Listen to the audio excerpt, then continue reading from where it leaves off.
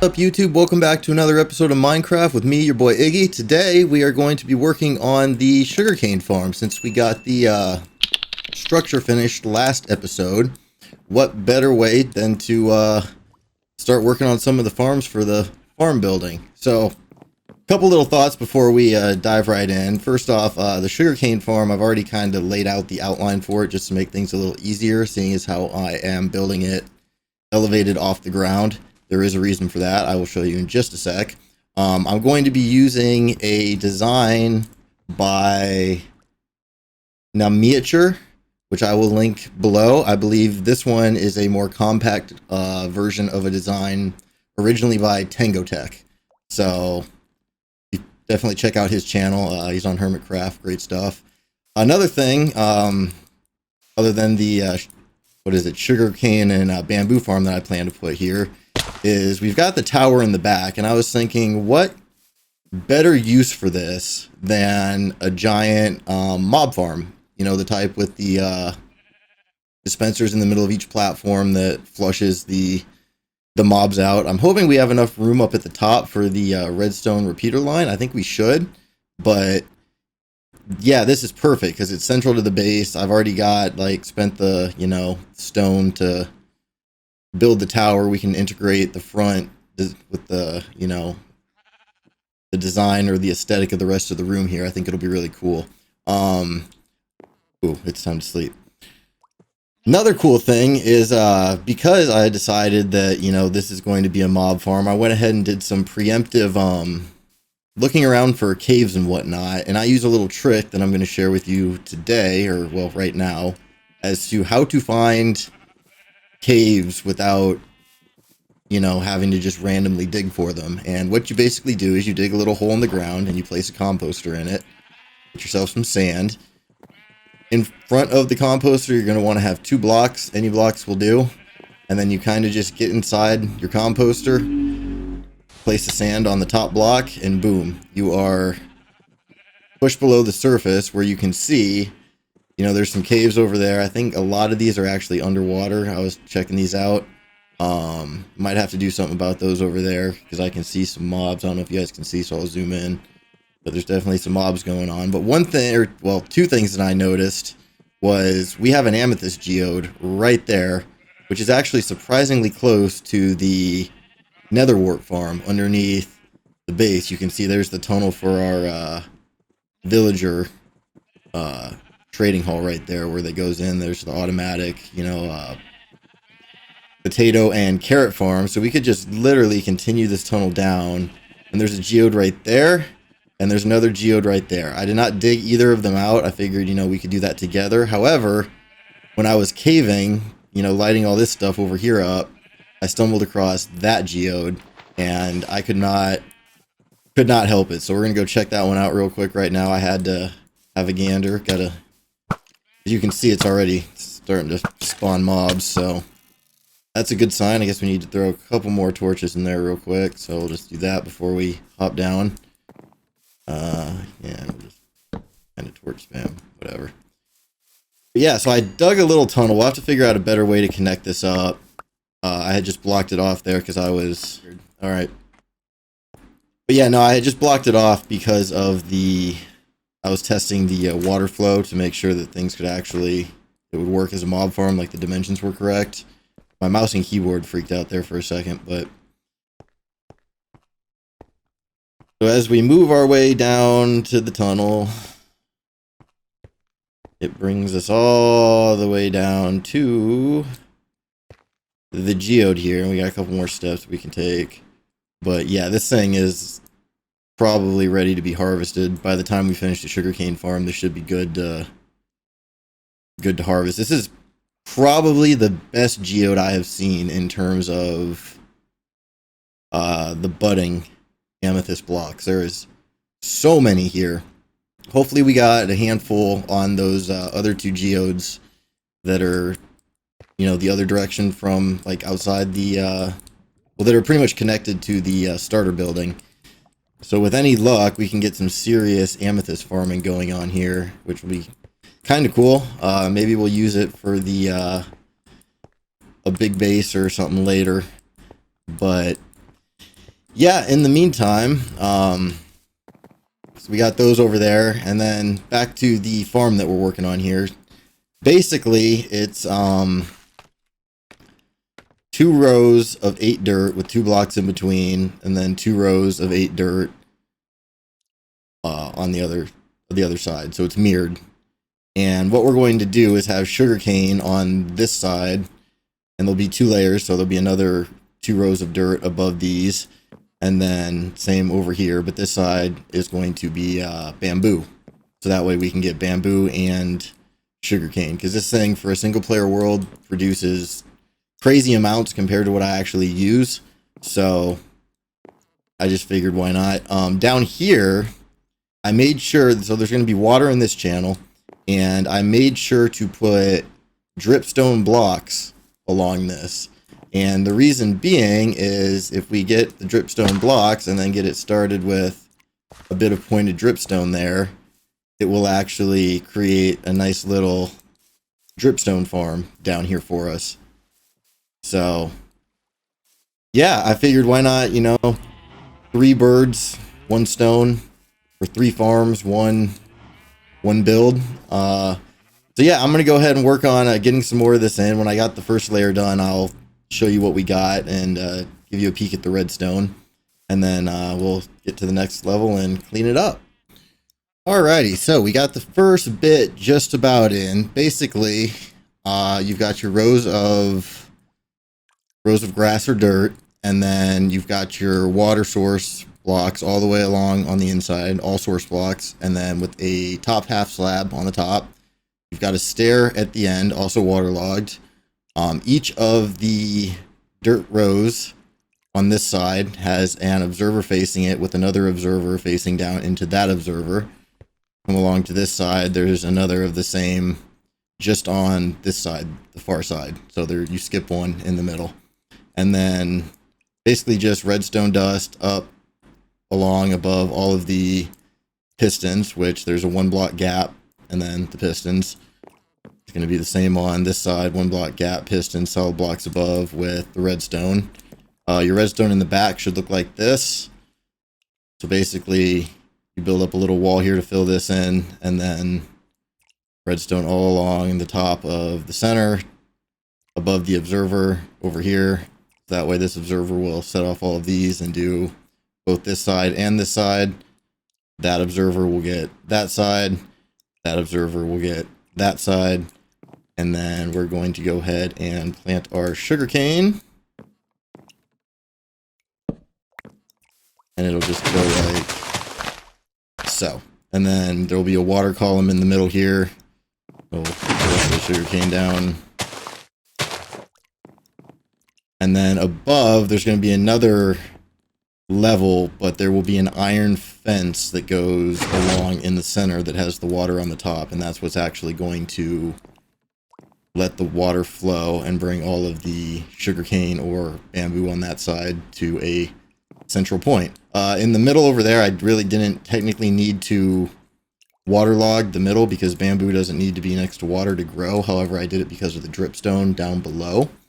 So yeah, basically, I'm going to go ahead and get the bamboo put in on that side and then get the water streams and then start on the second half. I'll come back and show you that and move on to the next things we got planned for the episode.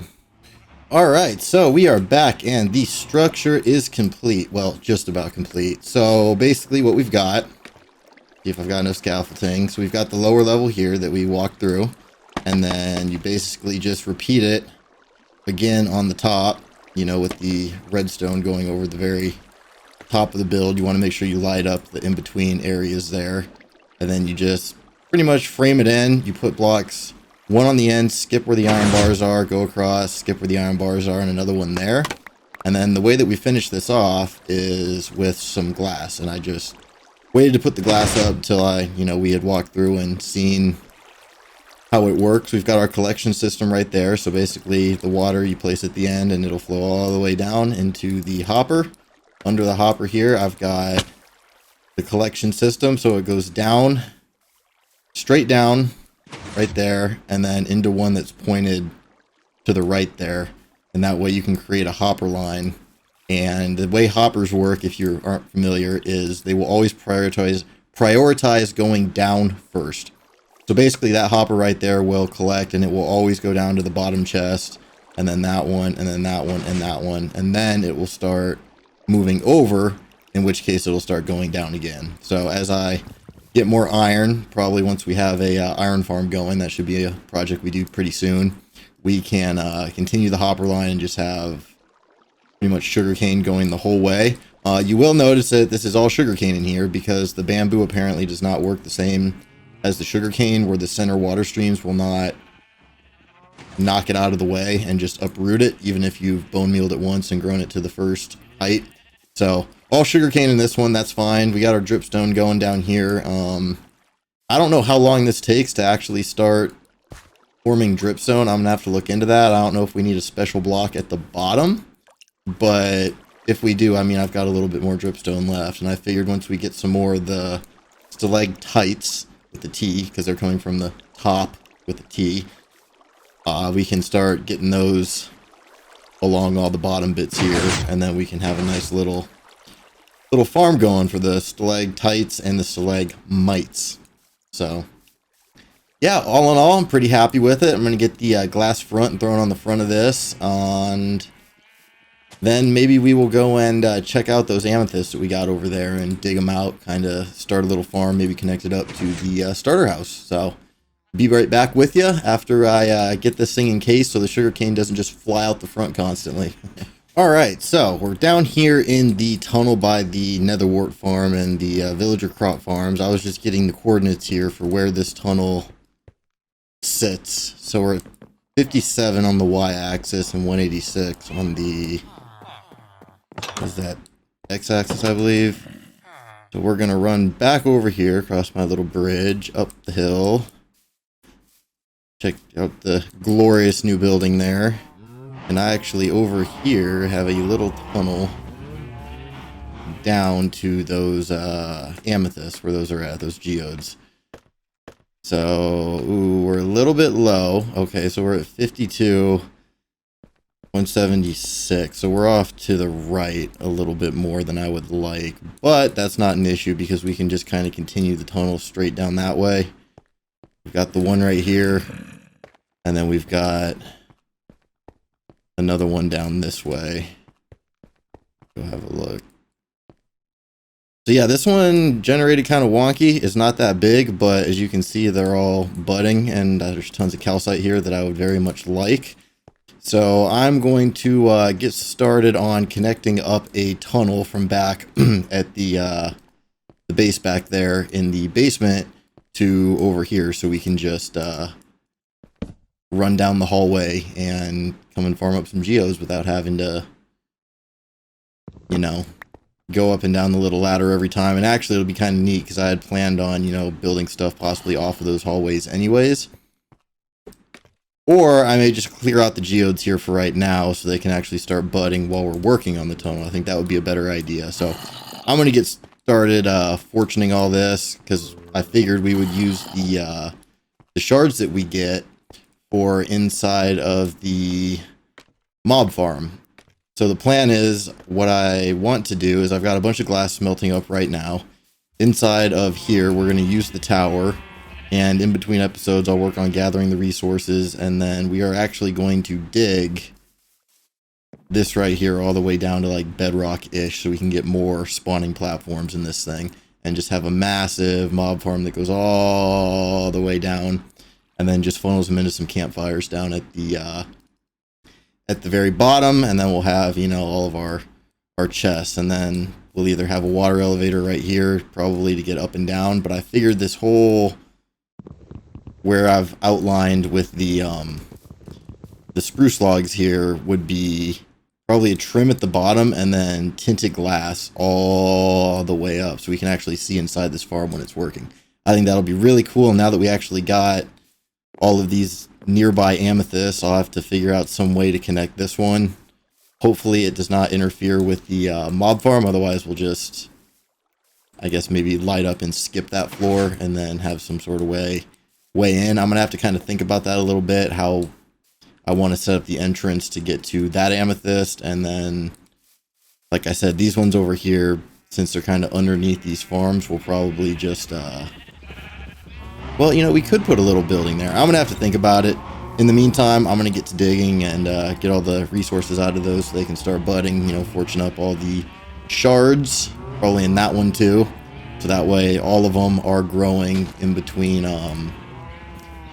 episodes, or not episodes, but in between projects here, and we can get as much as we possibly can from the amethyst there. So I'm going to get to it, lots of digging, and we'll rejoin up and see what we got. Alrighty, well, I finished digging out the other two and figured I would come over here and harvest the clusters in here, and my goodness, are there a lot. It's gonna be, I linked the other ones up to the base. We'll go take a look at that after I clean these up. I just wanted to pop in and show you like just how many amethyst shards we got here. So I'm gonna fortune these up, and then we'll go take a look at the other two that I cleared out. I will say they're nowhere near as intense as this one is, so this is definitely our big money maker. But other than that, yeah, no, I'm hyped. This is good.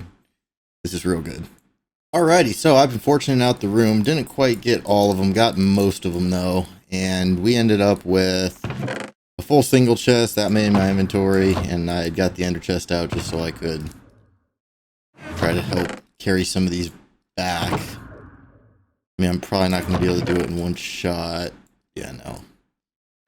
So I got to take the ender chest. Actually, we can put... No, we can't. Alright, so we're going to grab that. And I'm going to head back over to the other amethysts so we can take a look at those and give you guys a look at, you know, what we got over there in comparison to what we got over here. So... be right back. We are down here in the basement tunnel over by the villager trading hall, and it was actually not that far down to dig to the geodes that are over here. So you just come down, you got a nice little pathway. One of them is right over here. This one's kind of wimpy, not a whole lot. And then over this way, we've got this one, which was pretty good. As you can see, it's already grown quite a bit. I found a little pool of water right here. I'll probably put a door on it and use it to maybe farm some glow squids. I think that could be kind of a neat thing. I mean, it'll be a manual kill farm, but that's all good. Yeah, and then from that, we got just, that's the miscellaneous stuff. We got all of these blocks of amethyst, all of this calcite, and then more amethyst shards.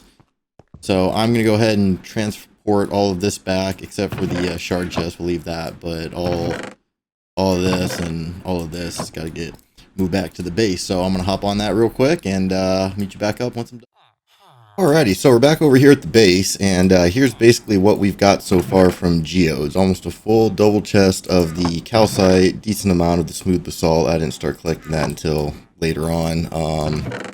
Almost a full double chest of the amethyst blocks, and almost a full double chest of the amethyst shards, which is going to be great because we can use those to do the tinted glass for the mob farm that I was thinking of doing in the next episode that I started getting set up. And you may notice something a little bit different between now and the last cut is we've got the yellow birch leaves and the bushy leaves in general, which is from Germsy Boy's Better Leaves data pack. I will put a link to that in the description below, but it basically just makes the leaves bushy, and it looks great with the shaders. It makes the birch leaves yellow, so this birch forest that we've got over there will look absolutely fantastic, kind of like a seasonal biome, so that actually might make it worth building in the birch forest, which is something I probably would not normally do. But coming back over here to our farm building, dripstone still has not grown. I'm not sure what's up with this, how long it's supposed to take. I don't think I did anything wrong. It does not seem like it needs to have anything at the bottom to grow, so hopefully that comes along here. But we did get this dug down all the way. Oh god. Oh, thank goodness for feather falling. Alright, well, yeah, so this goes all the way down to bedrock. We've got a little glass bottom here. Somewhere down here, I am going to have to kind of like dig this out into a square. Obviously below the geode we've got right there to do the mob collection system. But it's basically going to be just a bunch of platforms in here with dispensers full of water on a timer that will flush out the mobs from the total darkness down to the collection system down below. And then we can get some item sorters down there, maybe a little chamber to pick up all the things. And we can have basically floors going all the way up to the top of this tower, which is, I think, at Y level 120 something. So it's pretty tall all the way up, and then all the way down at the bottom, way up there. On top of that is where we can chuck the redstone for the timers for the whole farm, basically. But that's something I figured that we would do in the next episode. This one's kind of starting to get a little bit long here. I think I'll probably finish this one out by making a little tunnel down to that geode down there, so we don't have to get to it from inside the mob farm. And then maybe if there's time, we'll make a little structure for that. So I'm going to go ahead and get started digging out the or a staircase or some sort of tunnel, maybe a water elevator up and down from that geode, depending on where it is in terms of lining up with the surface. I mean, if it's directly under water, it's going to be a little more irritating to get a way in and out of that. But we're going to give it a shot, and we'll rejoin back up once I've got something to show you. Alrighty, so did some digging. Here's what we got. Pretty basic for now. We just got a simple drop down chute over here. Goes right down into our good geode. I'm debating actually. Oh, we got mobs in here. Alright, so I'm gonna have to light this up, which I guess we can go chuck a torch up there real quick. Let's see. And then I was thinking for the remainder of the episode, since we're probably not going to have time to actually build a structure, there was a mine shaft that I had found when I was doing some caving off camera, and I figured I would save it for on camera. So I'm going to go try to find where I had made my little tower out of the where I had towered up from the mine entrance. It's somewhere over here in the dark forest behind the house. It's not too far, I don't think. So I'm just going to do a quick cut real quick, and then we'll rejoin up and hop down, go explore the mine shaft, and fingers crossed we will get some glowberries, maybe a name tag, some cool stuff. I mean, I could use some ores and all that. So we'll see you over there, and we'll check it out. Okay, so I found my little pillar. We're just going to go ahead and tear this down. Actually, we'll place another block right by it so we remember where it is. And I know it's safe to dig straight down here, seeing as how I towered straight up from this enormous ravine down here. And there's the mine shaft entrance. So we'll just head over there. Should probably get this lit up a little bit better.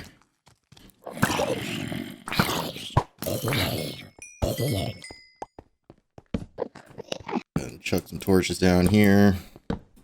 What we do here is go back.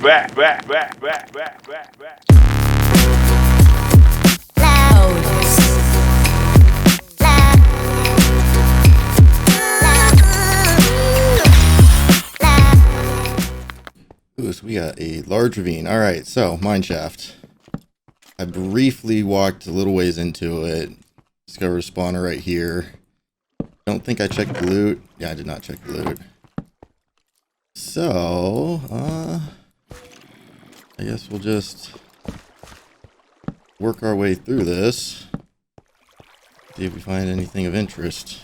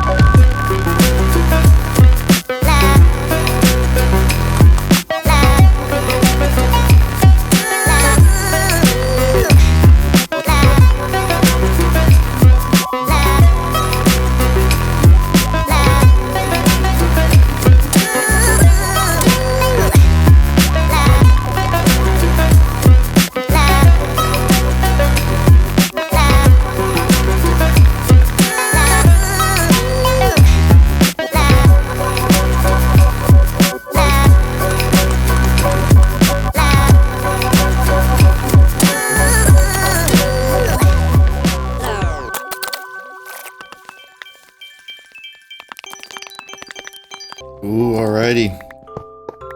First chest. Sure it's safe. Ooh, we got lots of dripstone and a creeper. Get out of here, you. I don't want to be your friend. Come on, blueberries. Fucking sea. Basically garbage, but we'll take it, whatever.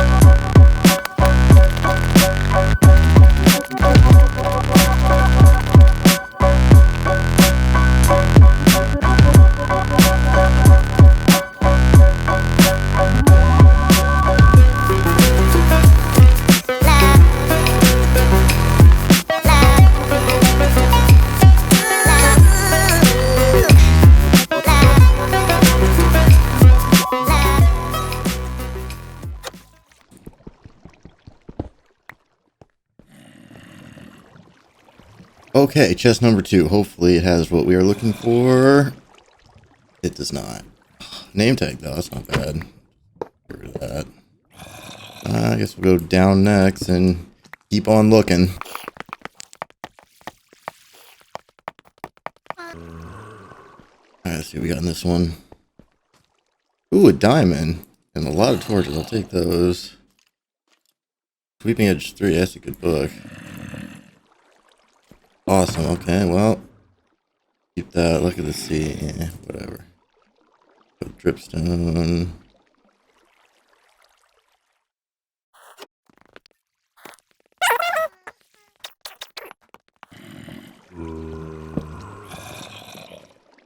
Oh, hey, geode. That's cool.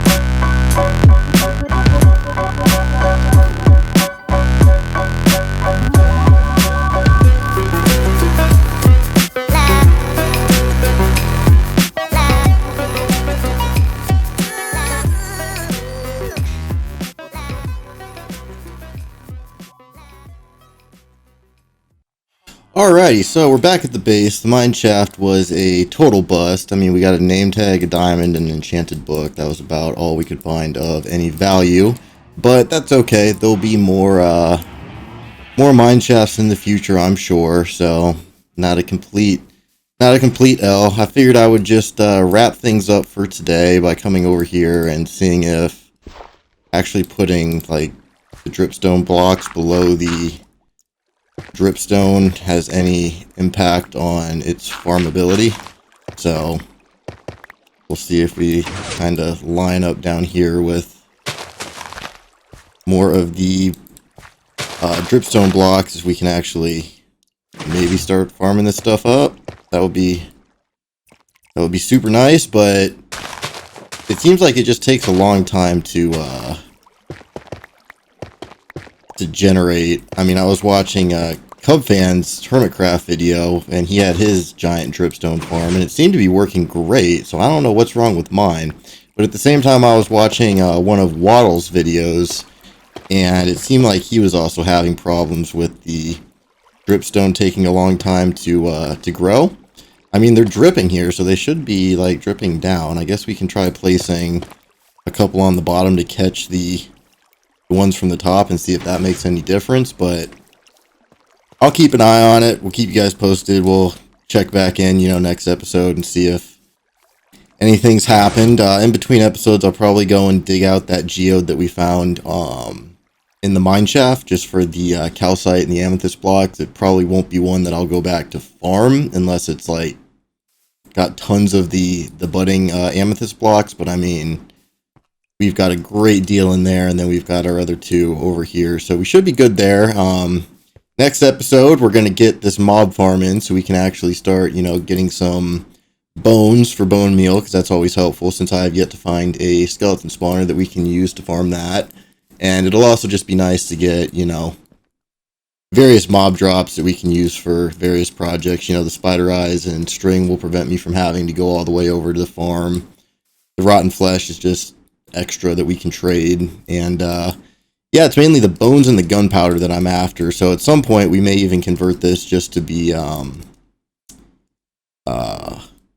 creeper farm down the road, depending on how we set this up. But it should get us enough gunpowder for the time being that we can kind of start getting a little supply of that going for after we get to the end, which we should probably do pretty soon. I'm still trying to decide if I want to go and try to get full netherite or if we just do it the old school way with diamond. But either way, thanks for sticking with me and watching for today.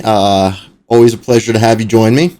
Don't forget to like the video, subscribe, share it with your friends, leave a comment down below, so maybe some things you'd like to see in future episodes. Let me know what you're thinking about the shaders, because I've been playing last couple episodes with these on, and I personally love them. But, if you guys don't want to see the shaders and prefer the vanilla Minecraft look, then we can go back to that. But once again, thanks for watching. I'm Iggy. We'll see you next time. You guys have a great day. Bye-bye.